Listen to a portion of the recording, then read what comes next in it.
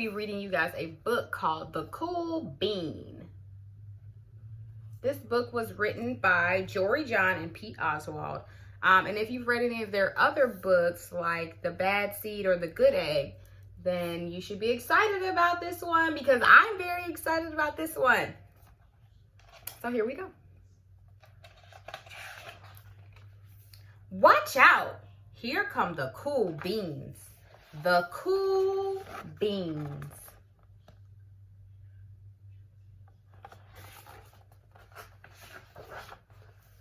Oh yeah, check out how they move. Look at the way they swagger.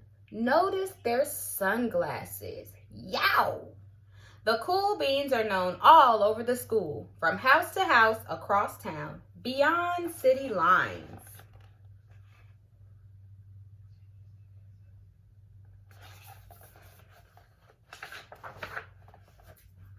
In the olden days, last year, we were all one big pot of beans. We were a mixed bag, but somehow it worked. Yep, those were the good old days. And then we stopped seeing each other as much. That's just how it is sometimes. You spend less time together, even though you're not totally sure why.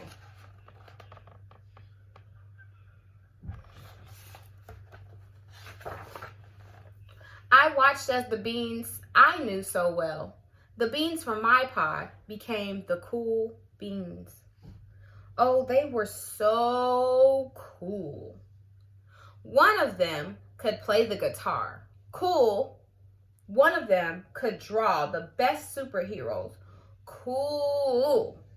One of them could jump higher than any bean I'd ever known. Cool.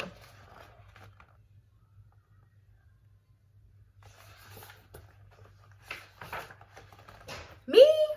Well, I mostly stayed the same. Sure, I made some small changes. I wore sunglasses, too big. I slicked my hair back, too slick.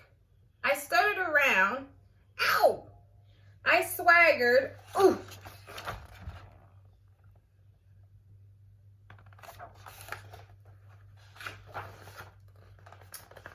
I was still picked last for everything. My clothes never seemed to fit.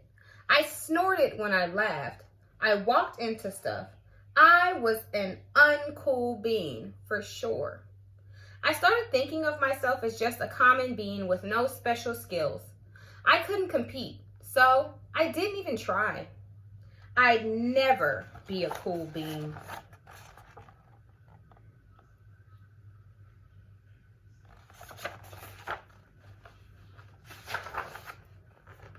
It seemed like there were two types of beans in the world. There were the cool beans and the beans like me.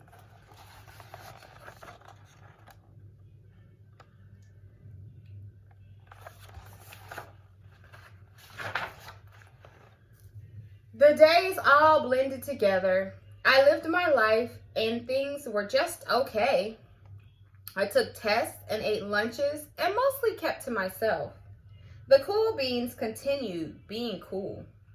I mean, sure, I missed them a bit, but it's not like I was going to say anything.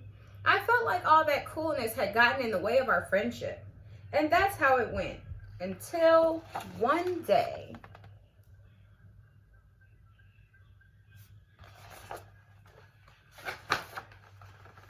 I was in the cafeteria. I dropped my lunch on my loafers. But then something sort of miraculous happened. Out of nowhere, one of the cool beans helped me clean it up. He didn't even say anything. He just gave me a nod. That was it. Later, I was out on the playground. I tripped and scraped my knee and maybe cried a little bit, and everybody saw it. Another one of the cool beans came to my side, and without a word, he dusted me off.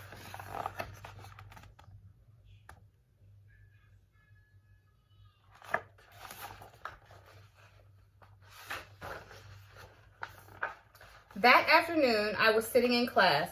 I wasn't really paying attention. I didn't notice, But our teacher had called on me. Everybody stared. I sat there in silence. Nobody said anything. And then everybody just laughed at me. That was it. After today, I was officially a has-been.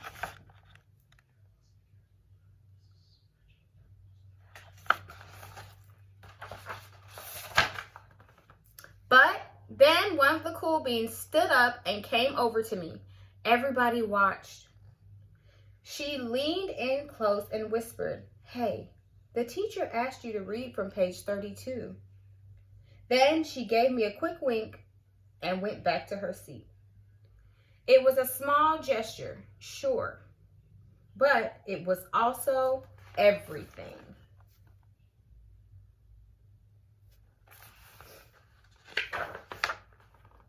I walked home with a goofy smile on my face. I smiled all the way through dinner.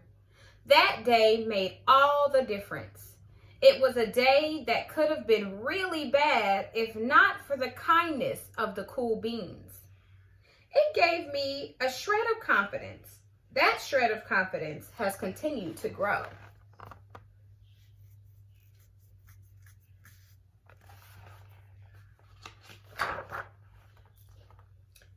Somebody had my back, or a few somebodies.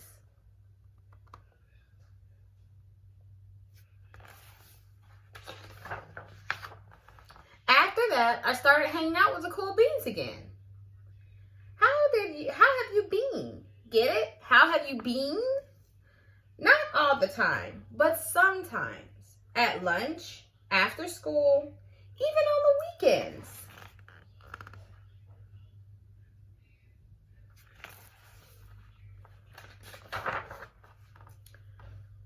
Throughout all of this, I realized that it's not about how you look or any of that other silly stuff. It's about a wink or a nod or a smile at just the right moment. It's about dusting somebody off, helping them up again, and pointing them in the right direction.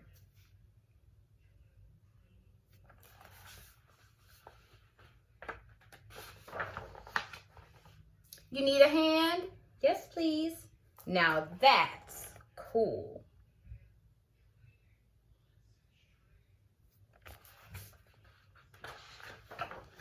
The end. So I hope you guys enjoyed that one. That was The Cool Bean, written by Jory John and Pete Oswald. See you next time.